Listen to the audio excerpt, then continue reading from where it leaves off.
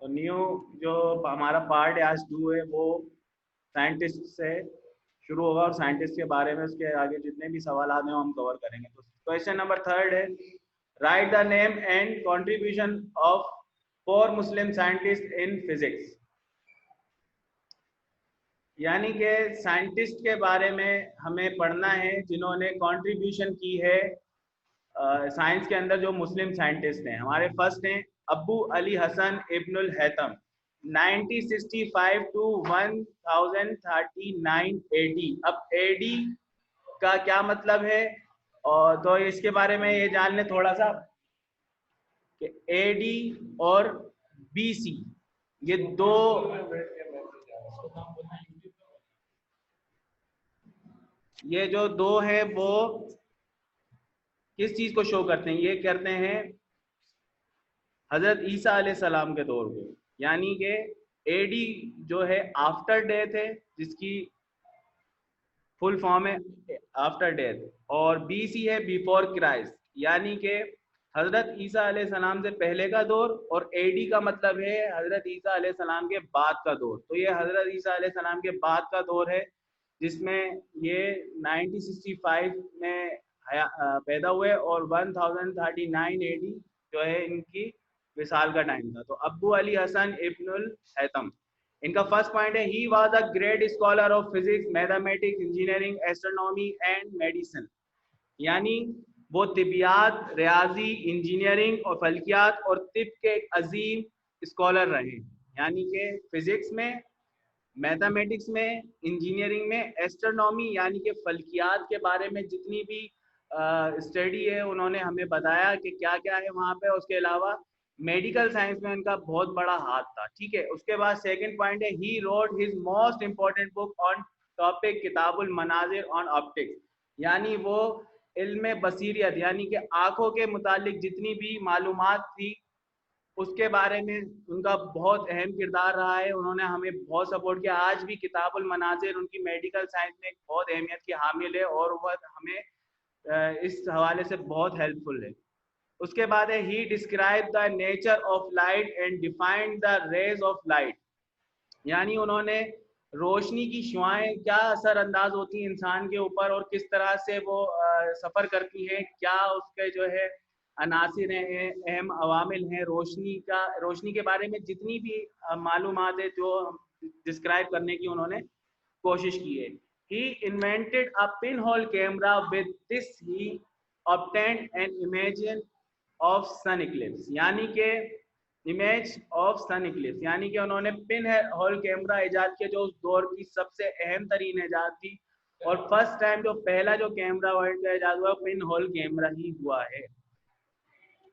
उसके अलावा he was the first one to give 2 laws of reflection of the light। उन्होंने रोशनी के इनकास के 2 कवानीन पेश किए। यानी उन्होंने रोशनी की शौं की तारीफ पेश की और यूं समझ लें कि आइनों से बनने वाली शमों के बारे में तहकीक की। रोशनी के ऊपर काफ़ी उन्होंने जो है रिसर्च भी की और वो हम तक अपनी किताबों के ज़रिए पहुँचाई। ये उनका तारुफ है। The next is Al Biruni. Al Biruni was born in a small town Berun in present Afghanistan in 1973 AD. He wrote more than 150 books on various subjects such as mathematics, physics, cosmology, geography. He also married to circumference of Earth. He discussed the movement of the sun and the moon. His famous book is किताबुल कानूनुल Masoodi. यानी इनका जो तारुफ है वो ऐसे है, वो अपने दौर के एक बहुत बड़े स्कॉलर थे। उन्होंने बहुत मौज़ूआत पर 150 से ज़ायद किताबें तहरीर की। उन्होंने रियाजी यानी मैथमेटिक्स, फिजिक्स, मौसमियात, जुग्राफियात, तारीख, सकाफत और तहजीब आसार कदीमा, मज़ाहिब के समझ लें तकाबिल वगैरह के मौज़ूआत पर कई किताबें तहरीर की। उन्होंने ज़मीन के कुतर की पैमाइश भी की। ठीक है, उसके बाद जो है उन्होंने बताया कि जमीन स्पॉट नहीं बल्कि गोल है। हम समझते थे जैसे जमीन फैली हुई है, चारों इसके कोने होंगे, पर ऐसा नहीं है। ये इन्हीं के जरिए हमें पता चला कि जमीन जो है गोल है। उन्होंने सूरज और चांद की हरकत के अलावा दूसरे सैयारों की हरकत के बारे में बहस की। उन्होंने मुख्तलिफ धातुओं की सकाफत पे भी मालूम की और हम तक पहुंचाई। उन्होंने अपनी ईजाद करदा तरीके से जमीन के मोहित की पैमाइश की। उन्होंने बताया कि जमीन खला में तैर रही है, यानी जाहिर सी बात है उनके जरिए पता चला जो सोलर सिस्टम है वो खला में तैर रहा है, यानी कि एग्जिस्ट कर रहा है इस तरीके से कि वो कहीं रखा हुआ नहीं है बल्कि वो घूम रहा है। ओके। उन्होंने ये राज भी खोला कि वादी सिंध भी कभी समंदर था। ये इसमें इंक्लूड नहीं है, मैं बता रहा हूँ कि उनके हवाले से ये जो है मालूमात हम तक पहुंची है। Yaqub Al Kindi 800 to 873 AD, यानी आफ्टर डेथ वही याकूब अल किंदी भी जो है he was born in 800 AD at Basra. The famous Arab philosopher Yaqub Al Kindi produced several research monograph on meteorology, specific gravity, and on tides. He gave an idea that gold cannot made from other metals. He also did valuable work on geometrical optics. He was died in 873 AD, यानी वो 800 ईस्वी में पैदा हुए। कहाँ? बसरा के small town में समझ लेके पैदा हुए थे वो।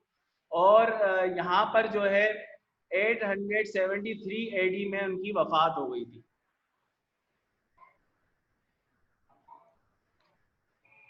तो याकूब अल किंदी के बारे में जो थोड़ा सा जो हमारा तारुफ है वो इस तरह से बयान करना चाह रहे हैं। उन्होंने इल्म मौसमियात, असाफत इजाफी और मौजों के बारे में कई तहकीकें मुकाले लिखे। उन्होंने आवाज़ की मौजों की नौइयत को वाज़े किया। उन्होंने अपने तजर्बात से ये साबित किया कि आवाज़ एक तवानाई है, यानी एक एनर्जी है। उन्होंने जियोमेट्रिकल ऑप्टिक्स यानी कि बसरियात के ऊपर जो है काफ़ी काम किया। उनका भी एक अहम हिस्सा है। हमारी जो आँखों के मुतालिक जितनी भी अहम मालूमात है उनमें काफ़ी हद तक उन्होंने इजाफा किया है। उन्होंने अदसों यानी कि जो आँखों में जो अदसे होते हैं, जो समझ लें कि सेल्स होते हैं मौजूद, जो स्लाइड्स बनी हुई हमारे पर्दे जिसको हम कहते हैं अमूमन आँखों का जो पर्दा होता है, उसके ऊपर उनके आयनों की साख यानी कैसी बनावट है, क्या है, किस तरह ये काम करती हैं, उसके बारे में हम तक बहुत सारी मालूमात पहुँचाई है।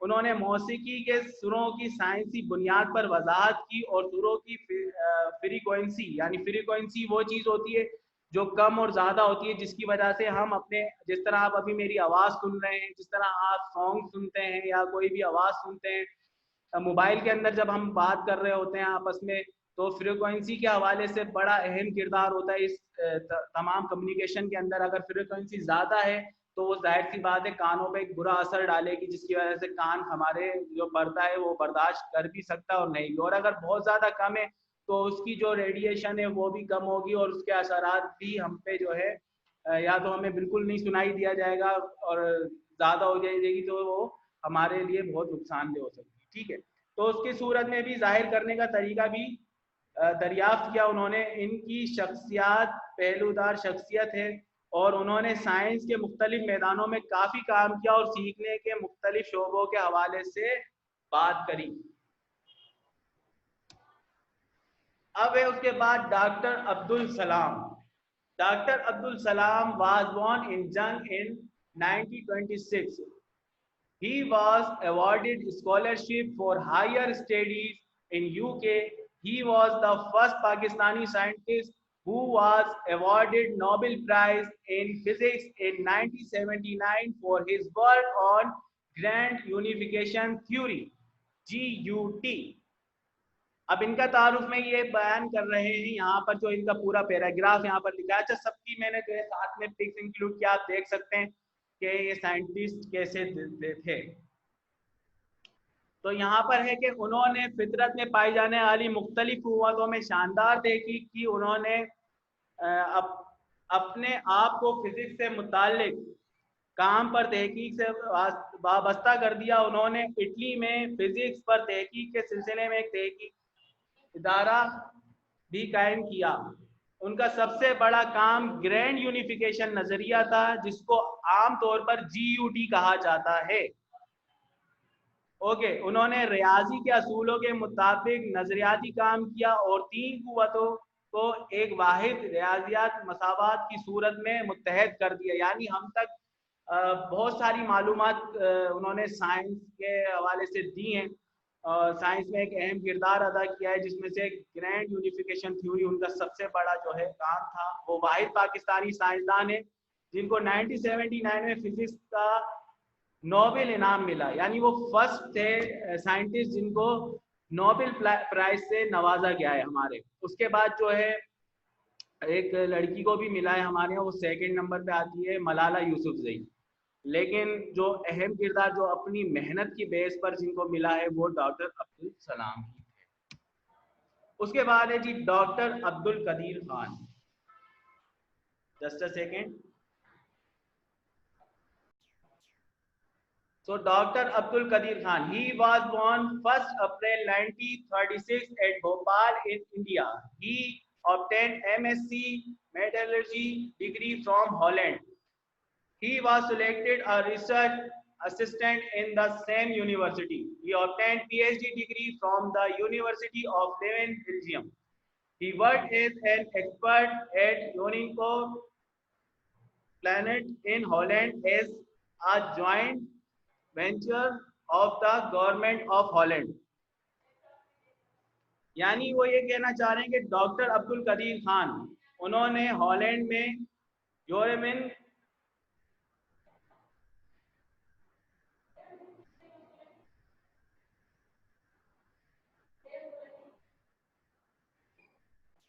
ओके उन्होंने हेलो अच्छा उन्होंने एटमी तहकीक से मुतालिक अजीम काम सर अंजाम दिया है। उन्होंने जौहरी तवानाई और एटमी तवानाई से मुतालिक बहुत से मालूमात हासिल की। उन्होंने मुख्तलिफ एबार की धातों की खसूसियात का वाजे किया। ठीक है, उन्होंने मखसूस इकसाम की न्यूक्लियर इलेक्ट्रिक बनाए ताकि एटमी तवानाई और जौहरी तवानाई का जखीरा किया जा सके। 28 मई 1998 को बलूचिस्तान में चागी के मकाम पर उन्होंने कामयाब न्यूक्लियाई तजर्बात किए। उन्होंने न्यूक्लियाई मादों का अमेज़ा तैयार किया ताकि एटमी धमाका किया जा सके। उन्होंने अपनी सलाहियतों से पाकिस्तान को एक ताकतवर न्यूक्लियाई रियासत बना दिया और उन्होंने PhD डिग्री हासिल की थी बेल्जियम से, जो कि उन्होंने वापस पाकिस्तान आकर यहाँ पर जितने भी साइंस के हवाले से अहम नुकात थे वो यहाँ पर पेश किए और एक बहुत अहम किरदार अदा किया है साइंस में और पाकिस्तान को एटमी कुव्वत बनाने में। ये हैं डॉक्टर अब्दुल कदीर खान, जिनके बारे में समझने कहा जा सकता है कि मौला का एक अतिया है अब्दुल कदीर खान, इस मुल्क का हवाला है अब्दुल कदीर खान, हुब्बे वतन का शौला है अब्दुल कदीर खान, चश्मे उदू में खटका है अब्दुल कदीर खान, दुश्मन की राह में रहमत रब कदीर है, एक खौफनाक काटा है अब्दुल कदीर खान।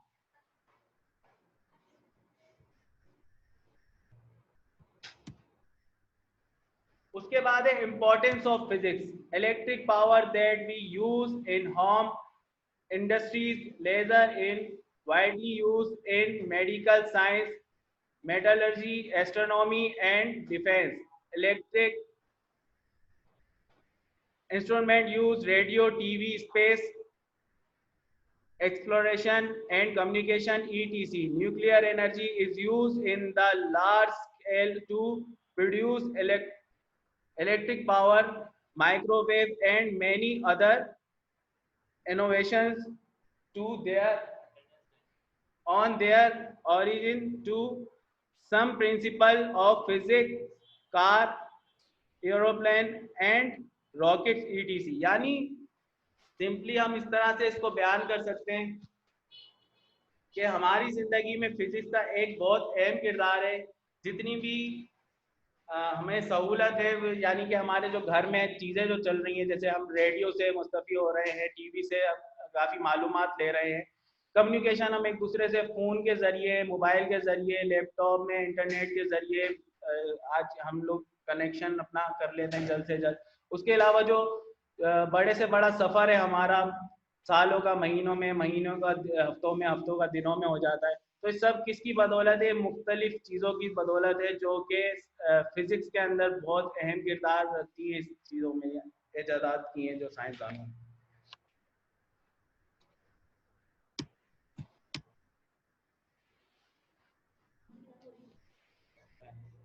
उसके बाद है scientific method. The process of the scientific method involves making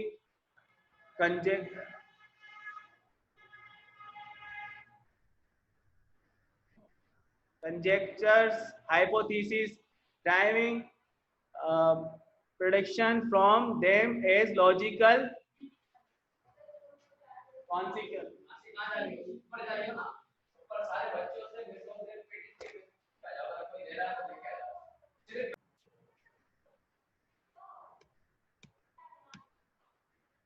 scientific method क्या कहता है? साइंटिफिक मेथड के अंदर आप ये देखें, सबसे पहले साइड पर ये 6 ऑप्शन दिए हुए, 6 type: observation, hypothesis, experiment, theory, prediction and law.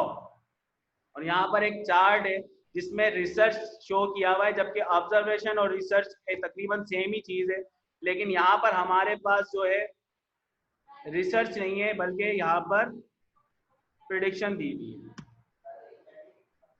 ठीक है, तो यहाँ पर सबसे पहला जो हमारे पास साइंटिफिक मेथड के अंदर जो पहला हमारे पास पॉइंट है वो है ऑब्जर्वेशन। ऑब्जर्वेशन यानी मुशाहिदा। हम किसी भी चीज को देखते हैं या किसी भी चीज को इस्तेमाल करते हैं या किसी भी चीज को हम जो है जानना चाहते हैं, तो सबसे पहले हम उसका मुशाहिदा करते हैं। जब तक हम मुशाहिदा नहीं करेंगे, उसको ऑब्जर्व नहीं करेंगे, वो हमें समझ ही नहीं आती। ठीक है, तो पहले इंसान क्या करता है? हर चीज को ऑब्जर्व करता है, उसको देखता है, उसको समझता है। जो समझता है यानी मुशाहिदा जो उसका कर रहा है, वो ऑब्जर्वेशन कहलाता है। उसके बाद सेकंड पॉइंट है हाइपोथेसिस। हाइपोथेसिस क्या है? अपनी राय कायम करना, अपनी राय देना या एक आइडिया देना। ओके, फॉर एग्जाम्पल आप गर्ल्स एंड बॉयज यहाँ पर पढ़ रहे हैं।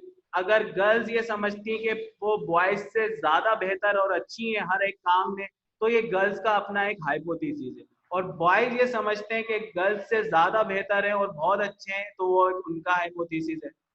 तो यानी हाइपोथेसिस किसी भी मामले में, किसी भी काम में, किसी भी चीज में अपनी राय को पेश करना, अपनी राय समझ लें, अपने अपना एक जो है आइडिया देना किसी को, अपनी एक समझ लें छोटा थोड़ा बहुत किसी भी मामले में कुछ बताना अपनी तरफ से कि आप उस बारे में क्या सोचते हैं। उसके बाद थर्ड है एक्सपेरिमेंट। एक्सपेरिमेंट यानी तजर्बा करना, किसी भी चीज के बारे में तजर्बा करना। जब तक हम तजर्बा नहीं करते तो हमें सही रिजल्ट नहीं मिलते। ओके, अब मैं इन तीनों पॉइंट्स को जो आगे हैं उनको पढ़ने से पहले इन्हीं तीनों पॉइंट्स को मैं दोबारा रिवाइज कर रहा हूँ ताकि आपको अच्छे से समझ में आ जाए।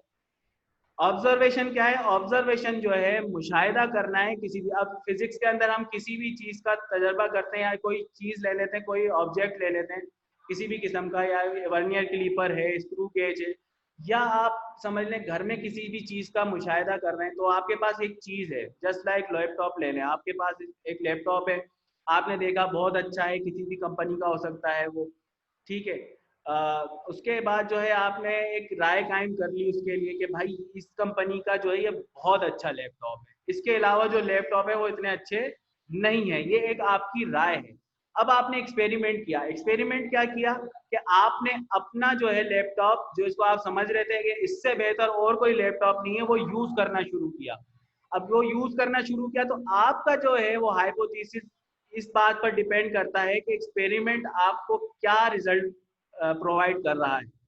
फॉर एग्जाम्पल आपने एक्सपेरिमेंट करना शुरू ये किया कि आपने यूज करना शुरू किया लैपटॉप। अब जब आप यूज कर रहे हैं तो आपको पता चल रहा है कि वो सही है, या मेरी राय जो थी कि मेरा ही लैपटॉप अच्छा है, फिर आपने अपने फ्रेंड्स का यूज किया, पता चला वो उससे ज्यादा अच्छे हैं।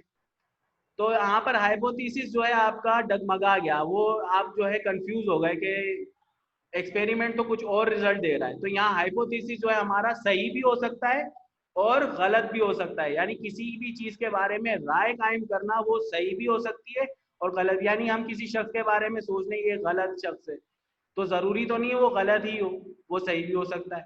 तो इसी तरह जो है हमारा जो एक्सपेरिमेंट है जो हम नॉन लिविंग थिंग्स के ऊपर लेबोरेटरीज में करते हैं या फिर हम लोग प्रैक्टिकल करते हैं, उसके अंदर एक्सपेरिमेंट करते हैं, तो वो सही भी हो सकते हैं एक तरीके से और गलत भी हो सकते हैं राय के हिसाब से। यानी आपका हाइपोथेसिस जो है उस एक्सपेरिमेंट के रिजल्ट पे बेस करता है कि वो सही है या गलत है। और जब वो रिजल्ट प्रोवाइड कर देता है तो उस पर हमारा फोर्थ पॉइंट बनता है, वो है थ्योरी। थ्योरी क्या चीज है? थ्योरी आपकी जो है उसके बाद आप उस से जो रिजल्ट जो आपका जनरेट हुआ है वो आप दे सकते हैं, तो आप एक थ्योरी भी साथ में दे सकते हैं। फॉर एग्जाम्पल जैसे कोरोना वायरस चल रहा है हमारा आजकल, और इससे काफ़ी जो है मुश्किलात हमारी ज़िंदगी में पेश हैं। तो कुछ लोगों का मानना यह है कि कोरोना वायरस है ही नहीं, ठीक है, उन्होंने अपनी थ्योरी दी हुई है और उनका एक अपना हाइपोथेसिस है। तो एक्सपेरिमेंट तो वही शख्स कर पा रहा है जिसके ऊपर ये गुजर रही होगी, हम कुछ कह नहीं सकते। अदरवाइज जो है हुकूमत का कहना है कि भाई अपना कोरोना है, और है भी, ऐसा भी नहीं कि नहीं है, क्योंकि तमाम दुनिया इसके अंदर मुब्तला है। तो जाहिर सी बात है एक चीज़ जो एग्जिस्ट कर रही है जिसकी वजह से इतना सब कुछ हो रहा है और आज हम ऑनलाइन क्लास भी ले रहे हैं। तो ये सारी चीज़ें depend on hypothesis and theory. जो थ्योरीज हैं वो एक्सपेरिमेंट की बेस पर है। जाहिर सी बात है एक्सपेरिमेंट हुए हैं, किस टाइप के एक्सपेरिमेंट हुए हैं, अब उन्होंने जानबूझ के तो किए नहीं है। तो कोरोना वायरस जिन जिनको हुआ है तो उनको पता है वहाँ से वो गुजरे हैं, कहीं अमवात हुई हैं, तो हमें पता चला है कि भाई ये है भी, तो एहतियात बहुत ज़रूरी है। तो एक थ्योरी है, ठीक है, थ्योरी आपको समझ आ गई होगी क्या है।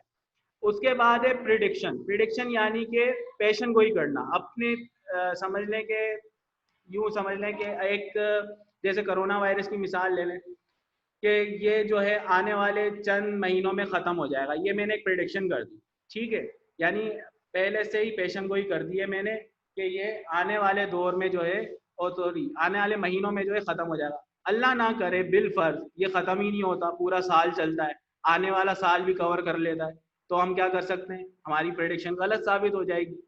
या फिर जो है मैं ये कहूँ कि ये ख़त्म ही नहीं होगा, ये अब ऐसे ही चलता रहेगा, और इससे जो है एहतियात जो है वही एक वाहिद हल है, और अगर ना नहीं करी जाएगी तो फिर जो है आप जो है इसमें मुब्तला हो सकते हैं, अल्लाह ना करे डेथ भी हो सकती है। तो ये कोई एक बात नहीं है खाली पेशन गोई है, इस तरह की बहुत सारी पेशन गोइयाँ होती रहती हैं जो प्रेडिक्शन कहलाती है। ओके, किसी भी चीज़ के बारे में। अब हम इसको तजर्बे की बेस पर ले लेते हैं, जिस तरह फिजिक्स में कोई भी चीज़ हम प्रैक्टिकल कर रहे हैं, तो एक हमने पेशन गोई कर दी है कि ये जो फॉर एग्जाम्पल हम कलर का कोई कर रहे हैं एक्सपेरिमेंट, और हम जो है हासिल करना चाह रहे हैं ग्रीन कलर, तो हम कुछ कलर्स आपस में मैच कर रहे हैं, तो पता चल रहा है हम पहले से कि जो है ये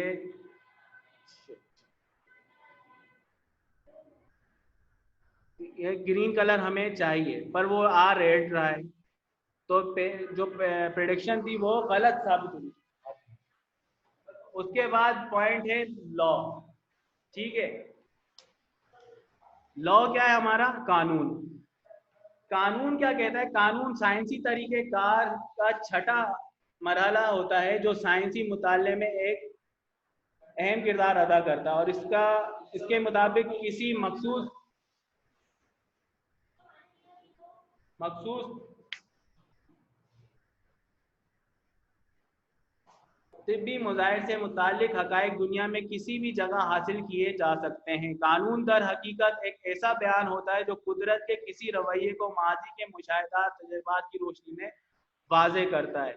यानी किसी भी प्रैक्टिकल को करने के लिए कुछ कानून होते हैं, ठीक है। फॉर एग्जाम्पल हम कुछ इक्विपमेंट्स हमारे पास है ही नहीं और हम लेबॉर्ट्री में जाके खड़े हो जाएं और समझ लें कि हमारा जो फर्स्ट प्रैक्टिकल का जो टॉपिक है वो है वर्नियर क्लीपर, और वर्नियर क्लीपर हमारे पास सही है ही नहीं, और हमें रिजल्ट भी प्रॉपर्ली चाहिए, सही चाहिए, और हमारी जो रेडिंग्स है वो सही आ ही नहीं रही उसकी बेस पे। तो जाहिर सी बात है जब हमारे पास जो इंस्ट्रूमेंट है, जो इक्विपमेंट है वो है ही नहीं सही, तो फिर हमारे पास रिजल्ट किस तरह से जो है सही आ सकता है। तो उसका एक कानून है कि ये चीज़ सही होनी चाहिए, और जो प्रैक्टिकल करने की जगह है वहाँ हवा का भी अमल दरामद नहीं होना चाहिए ताकि वो उसको ख़राब ना कर सके, कोई ज़ीरो एरर ना आए उसके अंदर, और हमारे पास जो रिजल्ट है वो हमें सही मिल सके। तो ये लॉ हमारा जो है इस चीज़ को कवर करता है। तो ये तमाम चीज़ों में से कोई भी चीज़ गुजारी जाएगी तो साइंटिस्ट के मुताबिक ये एक ऐसा साइंटिफिक मेथड है जिसकी बेस पर जो हमें रिजल्ट प्रोवाइड होते हैं वो एक्यूरेट होते हैं, वो 100% होते हैं। यानी किसी भी शक की और किसी भी चीज़ की गुंजाइश नहीं होती कि कोई मसला हो। यानी अगर कोई समझ रहा है कि कोई अपनी हाइपोथेसिस रखा हुआ है किसी भी चीज़ के बारे में और वो इन 6 मराइल से गुजरता है और उसकी रिजल्ट जो है उसके अपोजिट आ जाती है, तो जाहिर सी बात है उसका हाइपोथेसिस गलत साबित होगा और जो सही चीज़ है वो उसको सामने आ जाएगी।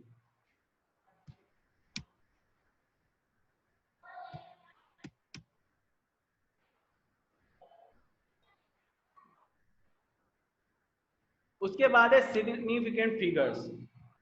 सिग्निफिकेंट फिगर्स क्या है? Each of the digits of a number that are used to express it to the required degree of accuracy starting from the first non zero digit. यानी यहाँ पर आपको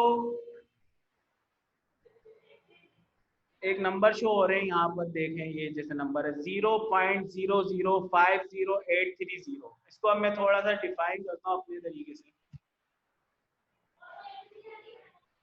यहाँ पर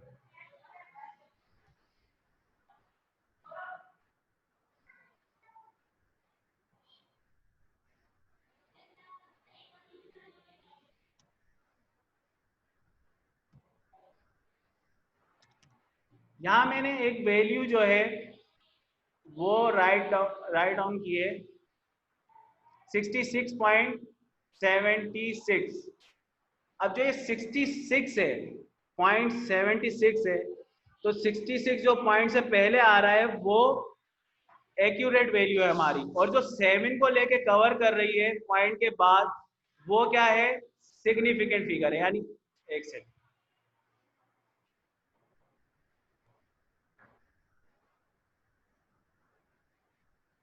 ये जो वैल्यू है 6 को छोड़ के 66.7, ये हमारी सिग्निफिकेंट फिगर है। अब ये है क्या चीज के, क्या काम कर रही है, पॉइंट का क्या मतलब है, इसको हम थोड़ा समझ लेते हैं।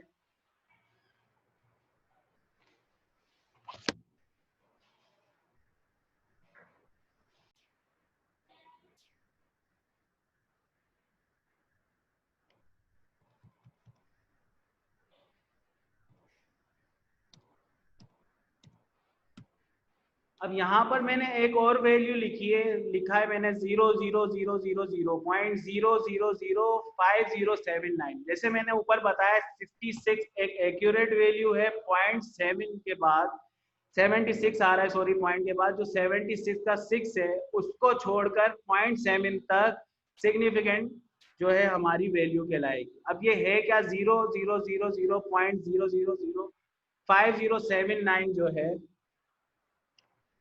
ये जितने भी जीरो आ रहे हैं पॉइंट जीरो, पॉइंट के बाद भी, ये जो है ये जीरो,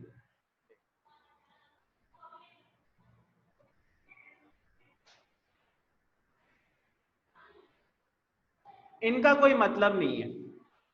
ये जो जीरोज हैं इनका कोई मतलब नहीं है, पॉइंट के बाद जो भी जीरो आ रहे हैं उनका भी कोई मतलब नहीं है, और जो 5079 है ये एक वैल्यू है हमारे पास।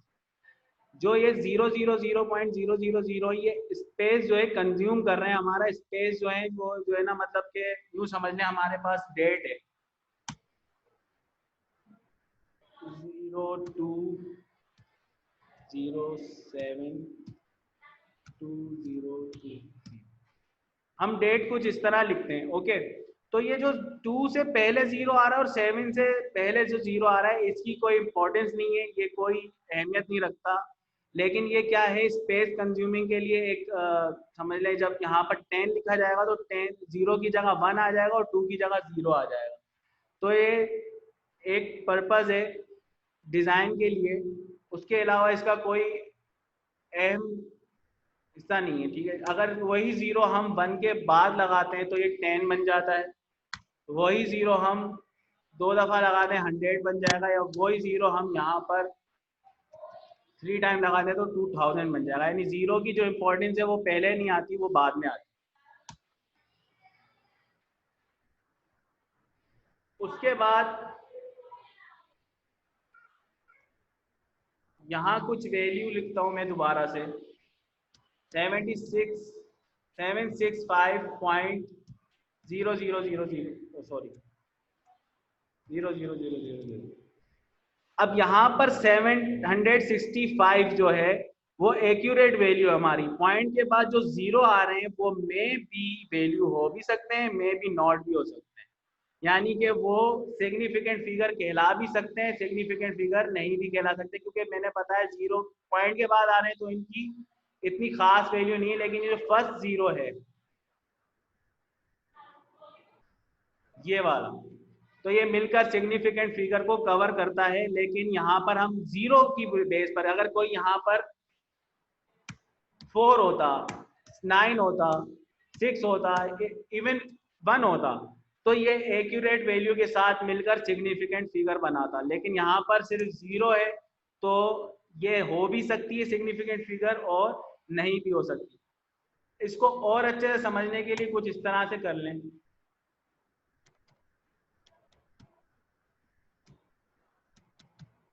अब यहाँ पर मैंने कुछ अजीब सी वैल्यू लिख दी है 54789.87654। अगर मैं पॉइंट के बाद की वैल्यू को आपस में मर्ज कर देता हूँ, प्लस कर देता हूँ, तो हो सकता है यहाँ पर 89 की जगह पूरा 90 बन जाए। तो इस बेस के ऊपर हम कह सकते हैं कि जो स्टार्ट की 1 to 2 वैल्यूज हैं या 1 जो वैल्यू, ये सारी मिलकर सिग्निफिकेंट फिगर कहलाती है, यानी को कवर करती है। उसके बाद जो वैल्यू आती है वो डाउटफुल होती है। यानी कि डाउटफुल क्यों होती है? यहाँ पर 76545 भी आ सकता है। अगर हम कैलकुलेट से करें, क्या पता यहाँ पर वो 8 दे दे, क्या पता यहाँ पर 7 हो, यहाँ पर वो 4 दे दे, या कोई हम और मेथड अप्लाई करें यहाँ पर तो पता चले कोई और वैल्यू आ रही है, लेकिन 8 बराबर रहेगा। तो ये जो फर्स्ट डिजिट होता है ना, वो साथ मिलकर सिग्निफिकेंट फिगर बनाता है। अब मैं इस पर आता हूँ वापस पिक्चर में।